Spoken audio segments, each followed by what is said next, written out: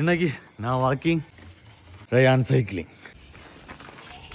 வண்டி வரும் இடது பக்கம். ஆக்சுவலாக இப்போ தான் பேலன்ஸ் வீல்லாம் எடுத்துட்டு அப்படி சைக்கிளிங் தொடங்கியிருக்கிறான்.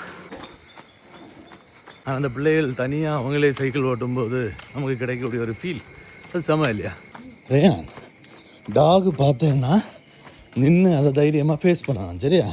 அப்படி நின்னாலே போதும், அது நம்மளை அட்டாக் பண்ணாது. சைக்கிளிங்கிறது ஒரு life skill.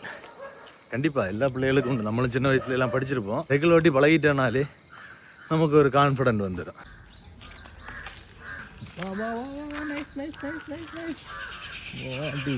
Super. 4 kilometre cycle மாட்டிருக்கேன். நீ என்ன கற்றுக்கிட்ட?